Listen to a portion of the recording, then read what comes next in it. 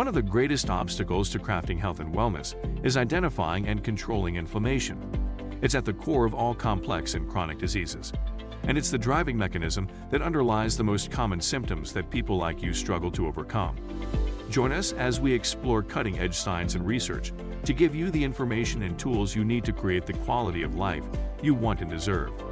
And now, here is the host of Inflammation Nation, Dr. Stephen Noseworthy. Hey there, and welcome back to another episode of the Inflammation Nation podcast. I'm Dr. Steve Noseworthy. If you haven't been joining us in the past, and if this is the first episode you've jumped into, make sure you go back and listen to some of the earlier podcasts where I start to lay a foundation about human physiology and how inflammation relates to that.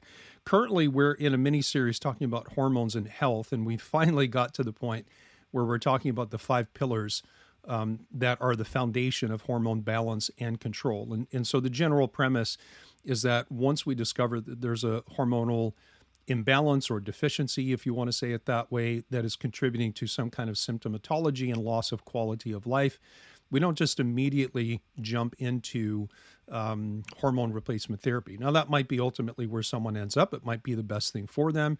Then you have to deal with questions about things like bioidentical versus synthetic and so on. And these are things that we've talked about in earlier episodes in this particular miniseries. But the 5 pillars, we're on number 4. So let me just go through the list one more time because some things like this bear repeating. Rote repetition is a great way to learn fundamentals. And so the very first pillar we talked about was insulin and blood sugar control. That is tightly linked to number 2, which is about stress chemistry or adrenal imbalance, simply because adrenal hormones like cortisol or epinephrine/adrenaline have a lot of implications for blood sugar control. And we can flip that around and say, if you've got high insulin and poor blood sugar issues, then that is a physiological stressor on the body. So those are the first 1 and 2, insulin, blood sugar control, and stress chemistry. And then we talked about gut health last time. We're not going to go through a review of that, but gut health obviously it's a pretty broad and deep topic. And so, you know, it's difficult to do it justice when we're talking about it in the context of something else, and really kind of begs its own mini series, which we'll eventually get to. Today, I want to talk about number 4 of the 5 pillars, and that is detoxification capacity. We could actually say it a different way and think about the toxic burden that we all have. And so let's talk about some general concepts and principles that are really applicable to everyone. And the first thing is that if you're living in an industrialized country, you have a toxic burden. It is, as the literature says, an inescapable fact of life. And so if you visit a doctor that is into doing toxin testing, and there's several different ways to do it, unfortunately, several of those different ways are clinically inaccurate, not really reliable, things like, hair testing and this kind of stuff. But nevertheless, we can run some quantitative labs, for example, using urine capture to assess the amount. It's a quantitative analysis to assess the amount of heavy metals and chemicals that are in your body. And they are there. I mean, again, the literature says that exposure to these compounds are an inescapable fact of life. Now, I'm going to say I do a fair amount of toxin testing with my clients. I don't do it for everybody. I do it when it makes sense. It just turns out that a lot of my clients tend to be on the more complex side. A lot of them do have things like chemical sensitivity, and that brings quantifying their toxin load kind of to the forefront. And so we tend to do a lot of testing, again, when it's appropriate, but the nature of my clientele just kind of begs that we do it fairly frequently. But when we look at issues like your toxic burden, understand that the amount of any given toxin that is in your body is a reflection of 2 things. Number 1, it's a reflection of what your exposure is. Now, most of us live similar lives to the point that we're being exposed to an array of chemicals, literally, a couple, if not more dozen. We're being exposed to this on a routine basis. And so it tends to accumulate in our system. But when you get into circumstances where maybe your job or your hobby causes an increased exposure to a certain type of chemical, then in those cases, you may expect to see more of one particular thing than, say, the average person. But let's just put that off to the side for the moment. And let's just assume that you're living the same life that I live and most other people live, and you don't have a hobby or a job that really increases your risk of exposure to certain types of chemicals. What we can say with a lot of confidence, if not 100% certainty, is that if we measured your urine and did a quantitative analysis of heavy metals and mold toxins and environmental chemicals, we will find something, even if that something is considered to be quote unquote normal or in the safe range. Now, that is perhaps a topic that needs to be debated, because all of these chemicals that we're talking about are really man-made. Now, obviously, heavy metals are just part of the creation that we're in. Mold toxins tend to happen in nature. There are some, of course, that we can promote increased exposure just through different types of foods and how we store and how we transport them. But when it comes down to environmental chemicals and different classes, things like we call persistent organic pollutants, or different types of fungicides or pesticides, insecticides, or things that are used in manufacturing of a wide range of consumer goods, these are all man-made, and they didn't exist, 100, 150 years ago. And so in one sense, any amount of an environmental chemical, specifically environmental chemicals, any amount is not normal. Now, the question becomes whether or not normal, or sorry, say it the other way. The question becomes, if your level is quote unquote normal, does that mean you're not symptomatic or it's not messing up your metabolism some way? And the answer is unequivocally no. Just because someone has a normal amount of some kind of a organic pollutant or chemical in their body, or a mycotoxin or a heavy metal, doesn't mean that it's not causing problems, because all of these compounds, and let's kind of narrow the discussion down just to environmental chemicals, because I don't want to keep saying all three classes of toxins over and over again, but the same general rule applies, or rules apply across the board. Anytime that you're dealing with any type of chemical load, it is an unusual finding. And so what we have to do is just kind of not look at a test result and go, oh, hallelujah, everything is normal, and just go on about our merry way. We have to be a little bit more astute, and we have to look at the context of the person that we're looking at. And then we have to try to make correlations between what we're finding with their toxin load and what's happening clinically. And in this context of this discussion in this mini-series, we're talking about how chemicals can interfere with hormones. And there's several different ways that it can do that. Let me get back to what I tried to start out by saying, is that, when the amount of toxins that you have in your body is a result of two things. It's a result of your exposure, how much and how frequently, which is pretty much all the time, and how easily your body is able to handle those things. Now, as a general rule, most of the chemicals that we encounter that build up in our body are detoxified in a traditional sense, in that they are handled by the liver. We'll talk just a little bit about the different phase 1, phase 2 pathways in the liver and how they work.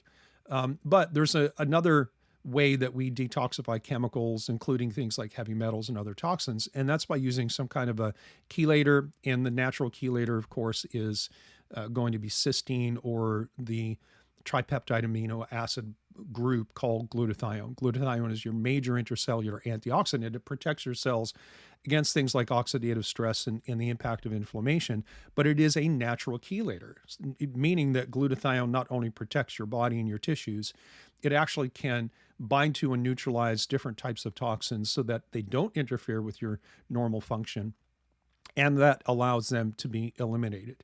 And again, there's different layers of detail that we go through in each of these different things that we're talking about. What I want to do is just kind of skim the surface and give you a broad idea of what I typically call the new science of detoxification, because we're so far past, well, at least we should be. We're so far past the point where a practitioner should say everybody needs to detox. Yeah, I might agree with that, just simply because we all have a toxin load. But in terms of doing a focused protocol over a prolonged period of time, that is just kind of a general idea to, clean up your liver, clean up your gallbladder. Those things are kind of old school, somewhat outdated concepts. Not that they don't have value, but I want to caution you against just assuming that all you need to do is a detox. And while I'm on that topic, it drives me mad on a routine basis if I'm out on the internet and scouring, and I come across either articles or practitioner websites, or even if I'm in line at the grocery store and you have all those magazines that are there staring you in the face, and you see things like, lose 20 pounds in 3 days, do the fill in the blank detox and heal your fill in the blank. The bottom line is that detoxification is an ongoing physiological process. And so it's absolutely nonsensical to think that you can do a detox over a period of several days, or even, to be honest, several weeks, and think that you're going to accomplish great things, particularly if you are entrenched in some kind of chronic inflammatory issue. I will tell you that, and this is, again, it's not the only thing I do. I do it fairly frequently just because of the nature of the problems that I tend to deal with. I will tell you that if I have somebody whose metabolic state is pretty intricately entangled, if you will, and multiple systems are either downregulated or upregulated, and we do a quantitative analysis of their toxin load, and we find that they have multiple chemicals. They might have multiple mycotoxins. Sometimes I find heavy metals, not very often, to be honest. But I will typically tell people that, here's our starting point, and it might take us 6 months to a year to get to the point where we repeat this test and everything is at or very close to being totally normal. And so the idea, just don't fall into this trap that you can do like a 3-week detox and you think you've done your job. Because if you had a problem that was so minimal that a 3-week detox cleared it up for you and it stayed cleared up after you stopped doing the detox, your problem wasn't toxicity. Your problem was probably something related to things that you stopped doing in association with your detox. And that might be changes in getting rid of bad habits with bad lifestyle. It might be associated with not consuming certain fruits. Like, it's very, very common for someone to do a detox, and they might either eliminate food altogether and do like a juice fast. And, in that case, they're not eating pro-inflammatory grains, or they're not consuming industrial seed oils that drive inflammation. There's so many different reasons why an approach like quote unquote a detox can actually give you benefit. But like I said, if you feel that you were dramatically improved after a 3-week detox, and you think that's the only thing you've done, that's not really the only thing that you've done. And I'm getting down on a bunny trail, which is obviously my habit. If you've been listening to the podcast for a while, you realize that I do get off on some bunny trails. So back to the big picture, is, talking about how much stuff you have in your body is a combination of how much you're being exposed to, as well as your innate ability to detoxify and clear those things out. And yes, the liver and the gallbladder is involved in most things, but there are some things, for example, heavy metals, that actually don't go through the liver. Like, you can't support your liver and get rid of mercury, for example. That has to be done through some kind of chelating process. And the best is the natural one, which is your own natural or endogenous production of glutathione. And we might come back to that, or we might save that for kind of like a dedicated mini series on detoxification by itself. Now, having said that, there's another side to the toxin story that is not related to how much you have. And that is whether or not you actually have immune responses to toxins that are in your system. So here's how this works. If you have some kind of an inherent inability to bind certain types of toxins and get them out of your body, they will tend to accumulate in your system because you have so much coming in, but you can't efficiently handle all of your input. And so more comes in than goes out, and the net result is these things go up and up and up. Now, if you have inflammatory issues, particularly if you are in the world of autoimmunity, where you have antibodies to your own tissues, it is possible, and I would say over time very likely, that you will actually start to begin to react immunologically to those chemicals or other toxins that are increased in your body. So as a general rule, we tend to believe clinically that people who can't detox certain compounds, those compounds are the ones that their immune system can at some point in the future start to react to. And what does that look like? Well, in reality, your immune system cannot react directly to a heavy metal. It cannot react directly to something like glyphosate, like Roundup, or some other type of chemical. These heavy metals and chemicals actually have to bind to your own tissues to create what we call a neoantigen. That is your own tissue plus a chemical or a metal bound to it. And then because part of that new complex, part of that new antigen is your own tissue, now your immune system can create an antibody against the complex, but it makes it against your own tissue. So much so that and I'll just pick on mercury and use that as an example. If I have mercury bound to some tissue in my body and my immune system has labeled that with an antibody and it's to the human portion of that, I can come in and do some kind of mercury chelation and get rid of the mercury, but what I'm left with is an antibody to my own tissue. This is pretty well published in the environmental medicine literature as it relates to environmental chemicals and other toxins as being a trigger as well as perpetuator for autoimmunity. And what that looks like is that quite often people have, again, quote unquote, normal amounts of toxins. So we do a urine test or any other test that's out there, and everything kind of comes back in the normal range, and we think we're safe. And the reality is, for people who have this autoimmune reaction to these chemicals bound to our own tissues, they can react immunologically even to normal amounts as reflected on some kind of a toxin test. And this introduces then a whole new qualitative aspect to looking at your toxic burden. So I'll tell you right now, just kind of bottom line, is that if you're worried about toxins and chemical sensitivity and how that might be driving your symptoms and decreasing your quality of life, it's not sufficient to do a quantitative test and ask, how much do I have? The next thing that you need to know is that you need to know whether or not your immune system is reacting, and can that potentially be driving your inflammatory conditions, including, but not exclusive to, but including autoimmune diseases. And that's a whole different news. And in this whole concept in the literature is called a TILT syndrome, T-I-L-T, and it's called a toxicant-induced loss of tolerance, which introduces another concept, which is loss of chemical tolerance. And loss of chemical tolerance, again, typically happens in the average person when they have particular difficulty clearing out a certain type or class of compounds, and they accumulate to the point where they start binding to your own tissues, and then your immune system goes, well, that's not normal, and it creates an antibody to your own tissues. And now, symptomatically, this is typically not the person who has no sense of chemical sensitivity whatsoever. Like they can walk through a department store in the perfume aisle and the smells don't bother them. Gasoline fumes don't bother them. Cigarette smoke doesn't bother them. They don't have to change their personal care products like their lotions and their shampoos. It doesn't bother them. And so what we can think about is we can actually think about a scale or a continuum where on one end, environmental exposure is really not a problem. Whether or not they have increased or decreased levels may be true or maybe not in each individual case. But the bottom line is we're all living in a toxic world, and some people just aren't bothered by toxins. They're just not bothered by chemicals. And that's the far end of one spectrum, all the way up to the other end where everything bothers them. You know, they have to have special soaps and shampoos and personal care products and cosmetics if that's what you're doing. They have to change all the cleaners in their house. They can't be in a room that has mold in it.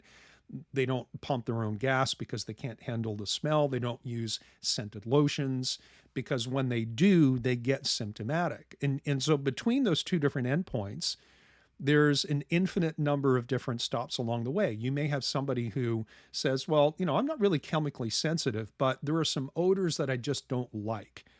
They just don't like it, and so they tend to avoid it, but it doesn't create any immediate symptoms. And then you have somebody else who might be a little further along the progression where they get exposed to some kind of a chemical fume, for example. Let's say that it's gasoline smoke or the smell of mold in a musty room.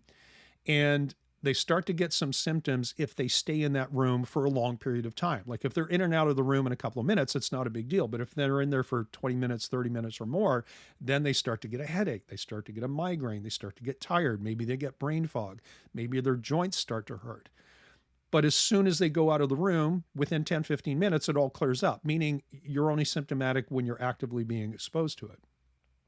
And then there's the person who walks into, say, a moldy room or smells strong perfume or gasoline fumes and immediately gets symptomatic, and the symptoms continue on even after they've removed themselves from wherever that exposure is. Now, I'm talking right now about two different things. I'm talking about a continuum and a spectrum of how chemical sensitivity begins and how it progresses over a period of time, all the way up to the more complicated cases where we have somebody whose immune system is active and engaged. I'm also talking about reactivity to external toxins, but what we started talking about was the fact that we're all toxic and we all have a toxic burden.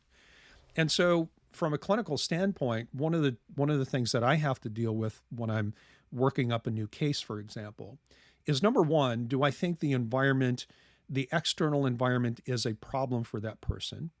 Do I think that they have an accumulation of certain types of toxins in their body that are above what we consider the normal range? And perhaps even more important than that, is their immune system involved? Now, obviously, we've done very little talking about how chemicals have an impact on hormonal systems. That will be the next episode. So I guess we're going to split detox into two different conversations. But bottom line is that we all live in a toxic world. Every single one of us, including you, thank you, dear listener, has a toxic burden. So the question is your body handling it? Are you showing symptomatology when you get exposed to external toxins that might give us clues that your system is not handling things well? If you're getting symptoms, do they take a long time to come on? Are they short-lived and you recover quickly? Do they come on quickly and take a long time to resolve? Or is it an ongoing thing that you just simply can't seem to get away from, even though you've modified your house, your personal care products, and all these different things? You've reduced exposure as much as you can, but you still feel like your environmental burden, both internally and externally, is a problem for you.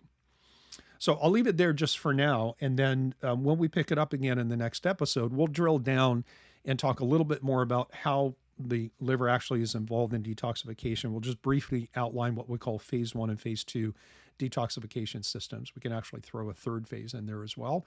And then we'll talk about some of the unique ways that environmental chemicals and other types of toxins can act as hormone disruptors, commonly called endocrine disrupting chemicals, or EDCs, and how some of them can also act as obesogens, where they promote the accumulation of body fat and actually prevent you from losing weight. And this is, in some cases, the absolute linchpin and the key is to understand that someone's inability to lose weight is tied up not just in their inflammatory load, but the thing that's causing it, and oftentimes it is the environment and how the body's not handling things properly.